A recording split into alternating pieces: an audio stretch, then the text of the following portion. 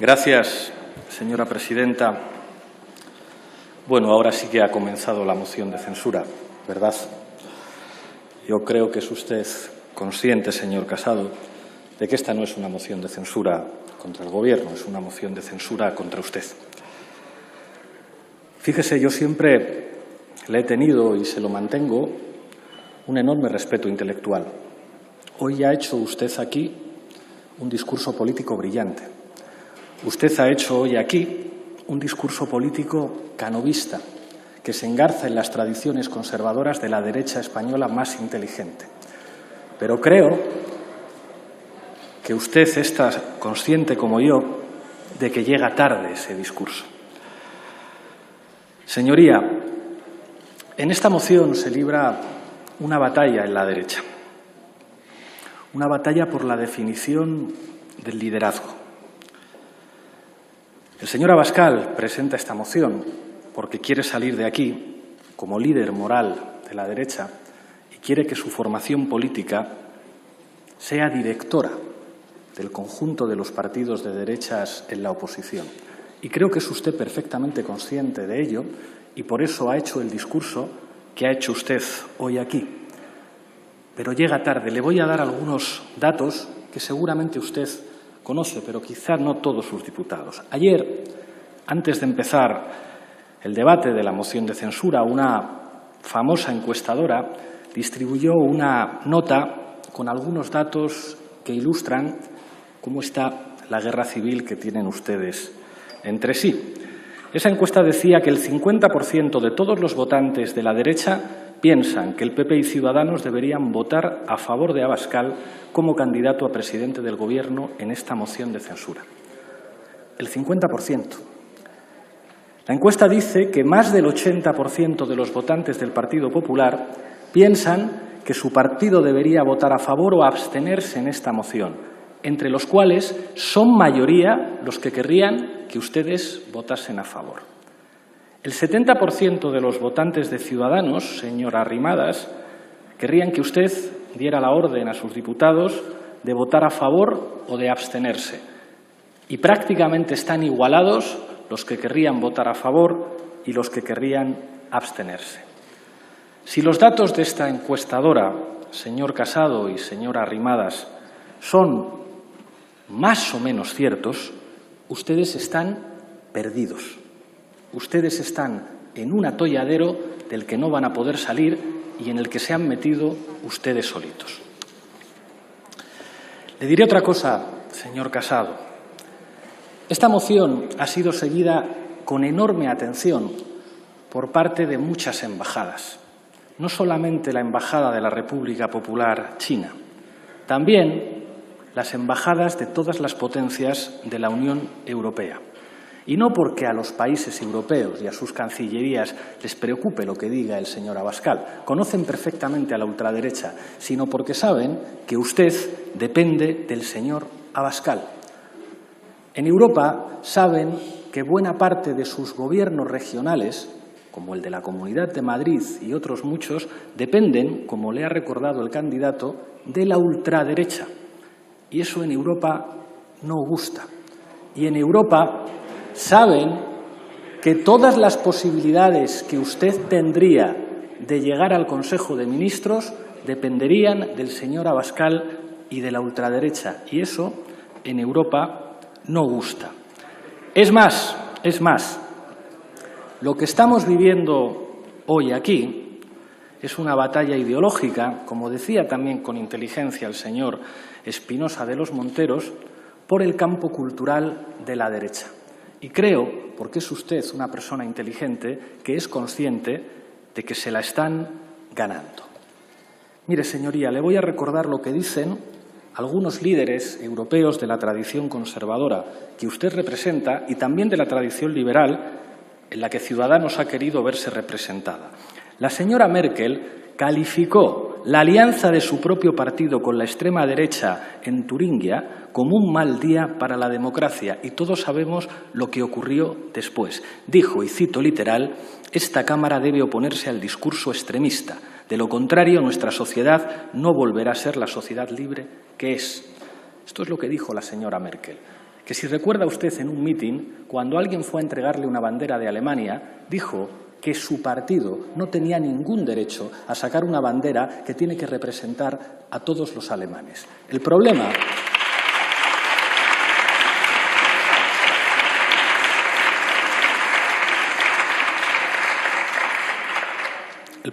es que es demasiado tarde para que ustedes actúen como la democracia cristiana alemana. Señora Arrimadas, le cito literal a Emmanuel Macron: no puede haber alianzas con la ultraderecha en España. Miramos lo que hace el Partido Popular, pero evidentemente también lo que hace Ciudadanos, con quienes tenemos vínculos amistosos desde hace tiempo. Cualquier alianza con la extrema derecha es muy grave. Una plataforma común entre Ciudadanos y la extrema derecha pondría en cuestión la cooperación política para construir un grupo centrista renovado en la Unión Europea. No se trata de una anécdota, es una de nuestras grandes preocupaciones. Francia no tendrá ninguna complacencia con estos acercamientos. Yo sé, señora Arrimadas, que usted piensa que Albert Rivera se equivocó acudiendo a la Plaza de Colón. Yo sé que usted está de acuerdo con el señor Valls, que quizá por ser más europeo que ustedes tuvo el instinto suficiente como para saber lo que significaba aquella foto en la Plaza de Colón. No se ría, señora Arrimadas, su resultado electoral tiene mucho que ver con haberse hecho una foto con la extrema derecha en la Plaza de Colón.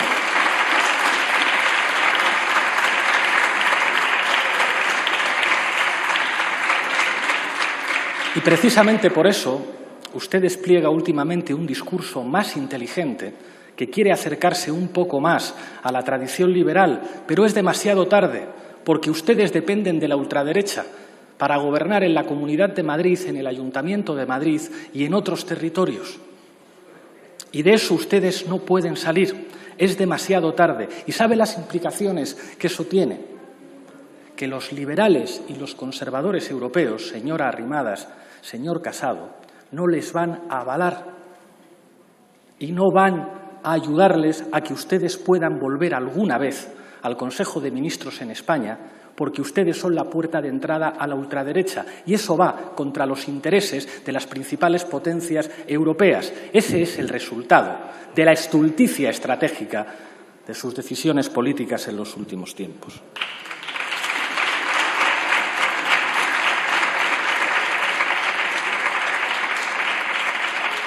Le digo algo más. Supongo, señor Casado, que ha sido usted consciente de la reivindicación sin complejos del presidente Donald Trump que han hecho los candidatos de Vox.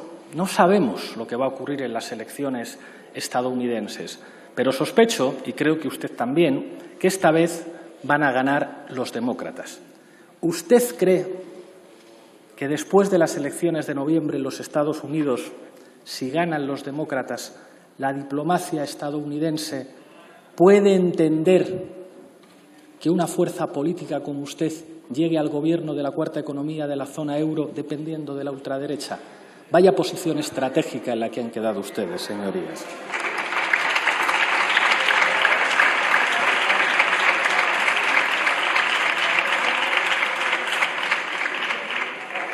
No voy a entrar a los insultos, a las descalificaciones, pero sí quiero comentar algunos elementos de enorme importancia política para nuestro país que han quedado definidos en esta moción de censura de la ultraderecha contra la derecha de toda la vida. Ha quedado certificado aquí el fin de las condiciones de posibilidad de una derecha mínimamente moderada en España. Esto no es algo nuevo, esto forma parte de los problemas históricos de la derecha. La derecha española más inteligente siempre reivindicó a Cánovas y el legado teórico de Donoso Cortés. El problema es que demasiadas veces en la historia se vio de frente a su propio inconsciente, a su propia naturaleza. Porque estos señores surgen de ustedes, señor Casado. Y estos señores, por desgracia, representan un inconsciente capaz de ganarles a ustedes la batalla ideológica. Yo sé, Pablo, que tú no eres un ultra, ni es una ultra la señora Ana Pastor, y hemos discutido a veces en privado, reconociéndonos como representantes de dos tradiciones políticas históricas en nuestro país que podían tener enormes diferencias. Silencio, por y que favor. Han vivido situaciones de enfrentamiento en el pasado enormemente graves, pero que al menos podían reconocerse y podían hablar. Y yo sé que a ti te gustaría que ese escenario fuera posible. Lo que pasa es que aliándoos con esta gente no habéis dejado espacio político en España para que haya una derecha canovista, democristiana, que pueda reivindicarse en la tradición teórica de Donoso Cortés.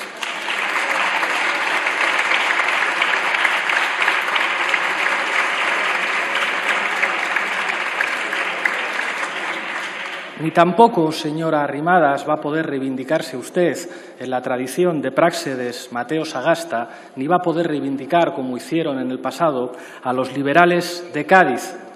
Ustedes, señorías, dieron oxígeno al monstruo y ahora el monstruo les está devorando a ustedes.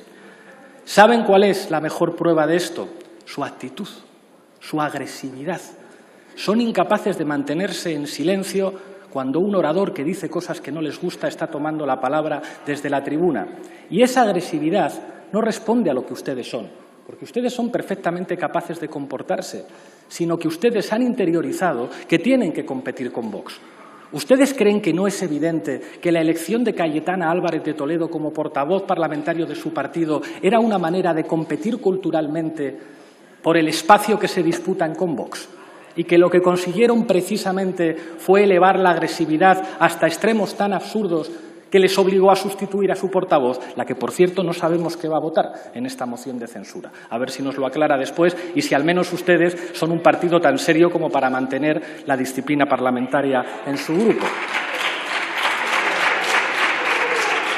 Pero fíjense que lo que nos hemos encontrado con la sustitución de la señora Álvarez de Toledo por la señora Gamarra es que, aunque al principio intentó aportar un estilo diferente, la propia dinámica política le obliga a mantener el mismo estilo. Silencio, por favor. Cosas. Silencio. Perdone, vicepresidente segundo. Un momento, por favor. Pido silencio. Señor Matarí. Silencio, por favor. No tiene usted la palabra. Sí, el señor vicepresidente segundo tiene la palabra. Silencio, por favor. Creo que eres consciente, Pablo, de que el comportamiento maleducado y faltón de tu bancada te hace muchísimo daño, porque el discurso brillante que has hecho hoy aquí es incompatible con esas faltas de respeto permanentes. Y tú, que eres un hombre inteligente, eres consciente de ello.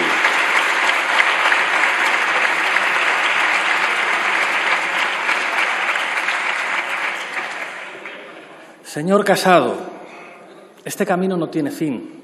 Ustedes no son una derechita cobarde, no lo son. Recurrieron el Estatut de Cataluña al Tribunal Constitucional. Recurrieron también al Tribunal Constitucional el matrimonio homosexual, colocándose en posiciones más conservadoras que las que está manteniendo ahora mismo nada más y nada menos que el Papa de Roma. Ustedes aplicaron con mano de hierro la austeridad, recortaron los servicios públicos, bajaron los impuestos a los ricos y destruyeron derechos laborales. Tienen bloqueado el Consejo General del Poder Judicial y su presidente en la Comunidad de Madrid ha declarado abiertamente que la oposición al terrible gobierno socialcomunista es ella, el rey de España y los jueces. Ustedes, señor Casado, crearon una policía política en el Ministerio del Interior para tratar de proteger a sus propios delincuentes y para tratar de fabricar noticias falsas contra los adversarios. Y a pesar de que han hecho todo eso, Vox le sigue llamando derechita cobarde. ¿No se dan cuenta que no tiene fin? Que por muy duros que sean sus parlamentarios, por muy maleducados, por muy faltones, por muchas barbaridades que digan sus senadores, por mucho que traten ustedes de ser más radicales que Vox, es imposible que en ese terreno de juego les ganen la batalla ideológica y cultural. Creo que usted es consciente, pero sabe que está atrapado, porque usted depende del señor Abascal para seguir gobernando, para tener alguna posibilidad de gobierno en España, y sabe además que en el reparto de posiciones ideológicas tienen todas las de ganar. Por eso ustedes y la señora Arrimadas están perdidos.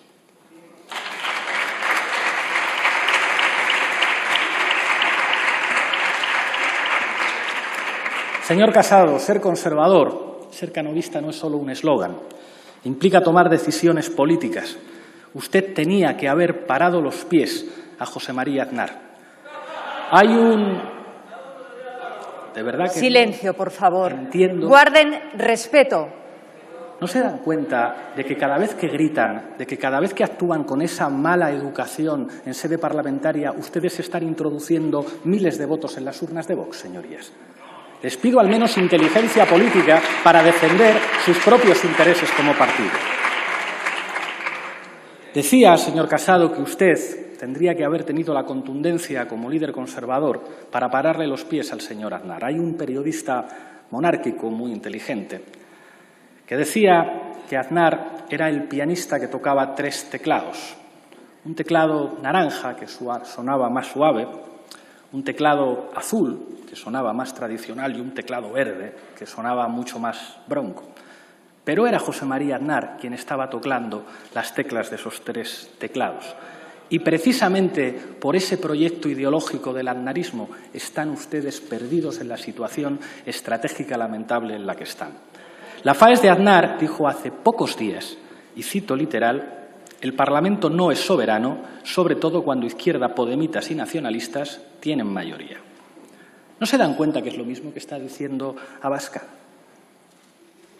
El candidato de Vox sabe perfectamente que mientras en este país no se ilegalicen partidos políticos, es misión imposible que ustedes vuelvan con ellos al Consejo de Ministros. Y por eso defendió ayer abiertamente aquí que hay que legalizarnos a nosotros por rojos, al PNV por vascos, a Bildu por lo mismo, a Esquerra Republicana, a Junts pel Cat. Lo que está diciendo no es una locura. Sabe perfectamente que solamente ilegalizando a los que ellos consideran los enemigos de España y que, por tanto, están inhabilitados para representar la soberanía nacional, pueden llegar ustedes al poder. Pero usted cometió hace pocas semanas un error muy parecido. Cuando dijo que al ministro de Consumo y a mí no nos habían votado los españoles y al jefe del Estado sí, usted en realidad estaba cayendo en la trampa de considerar que el fundamento del sistema político español es el principio monárquico y no las Cortes Generales. Y esa es la gran trampa del aznarismo.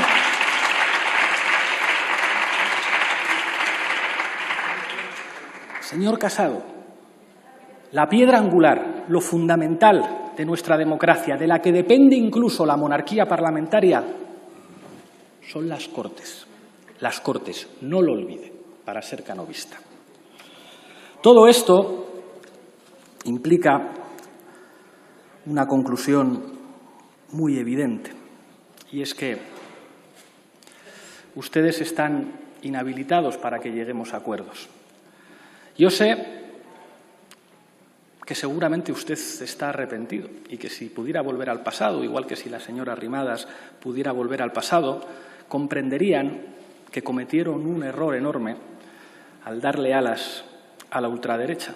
El problema es que desde el momento en el que ustedes gobiernan en las comunidades autónomas sostenidos por la ultraderecha y ustedes solamente podrían regresar al Gobierno de España dirigidos por la ultraderecha, con la ultraderecha dentro del Consejo de Ministros, ustedes saben que eso las potencias europeas, que eso unos Estados Unidos con un presidente convencional, que eso la propia mayoría de la sociedad española e incluso la mayor parte de los empresarios que saben que este país necesita una mínima estabilidad no lo van a consentir. Y eso es lo que le coloca a ustedes en una posición estratégica imposible.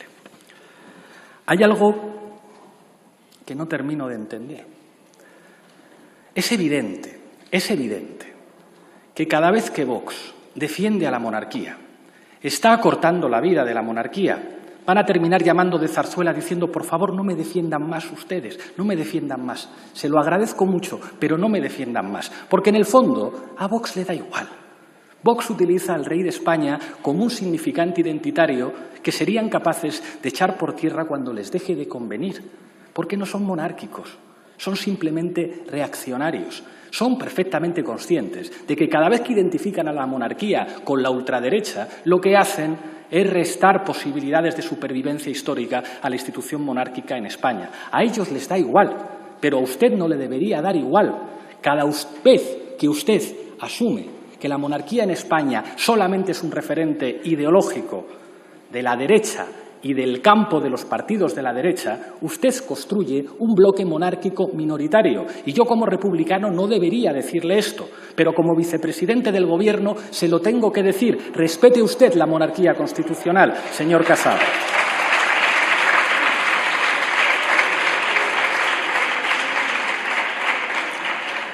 Quiero referirme, para ir acabando, a las fuerzas políticas que forman no solamente una mayoría de investidura, no solamente una mayoría que debe permitirnos a este Gobierno sacar los presupuestos adelante, sino que forman, y creo que esta moción de censura tiene que servir para reforzar eso, un bloque de dirección de Estado con sentido histórico. Una de las deficiencias originales, fundamentales del Estado español ha sido su excesivo centralismo. Cuando muchas de sus señorías y muchos de los que les precedieron en la representación política de la España plurinacional, decían que el Estado era demasiado madrileño, tenían toda la razón. La construcción centralista histórica de nuestro Estado, identificada además con una manera de entender la monarquía que iba en una dirección opuesta a la realidad pluricultural, plurinacional, plurinstitucional de nuestro país, nos llevaron a tener que gestionar hoy uno de los grandes problemas políticos de nuestra patria, que no es exclusivo de nuestra patria, les ocurre también a otros países europeos.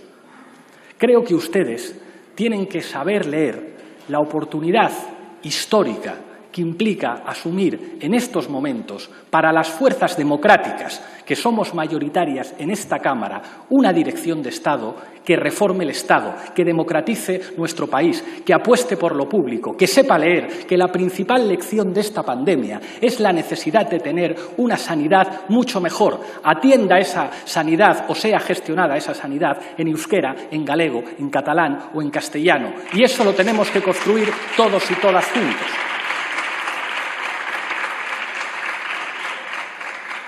Miren, señorías, yo soy madrileño, pero me siento orgulloso de que en mi patria se hablen diferentes lenguas. Me siento orgulloso de que haya una pluralidad institucional en mi país. Me siento orgulloso, señor Rufián, de que la Generalitat catalana sea un patrimonio no de la democracia en Cataluña, sino un patrimonio de la democracia española. Me siento orgulloso, señores de Bildu y del PNV, de que las instituciones vascas, de que el derecho civil navarro sea un patrimonio de la democracia española. Me siento orgulloso de que los ciudadanos de mi patria se identifiquen y se emocionen con diferentes símbolos, pero todos y cada uno de ellos sepan que la bandera más hermosa es el uniforme de los profesionales sanitarios.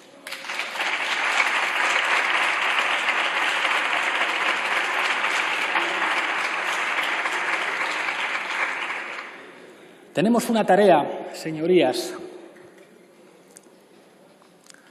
que nos va a permitir y nos debe permitir afrontar las grandes debilidades estructurales de nuestro Estado. Eso pasa por iniciar un proceso de reindustrialización que pueda limitar las carencias históricas de un modelo económico que se basó demasiado en la dependencia del turismo internacional, que se basó demasiado en la construcción y en dinámicas de burbujas inmobiliarias que fueron la base material constitutiva de la corrupción. Apostar por un desarrollo sostenible, apostar por un modelo de país diverso, plurinacional, social en Europa que se parezca mucho más a España. Dicen algunos economistas que las grandes catástrofes, al contrario de lo que pudiera parecer, no convierten a los ateos en creyentes, sino que convierten a los neoliberales en neokeynesianos. Aprovechemos la oportunidad que muchos de los que nos precedieron no tuvieron de asumir las tareas históricas de España. Este gobierno de coalición, el primer gobierno de coalición de la democracia recuperada, no lo puede hacer solo, tiene que contar con ustedes, señorías.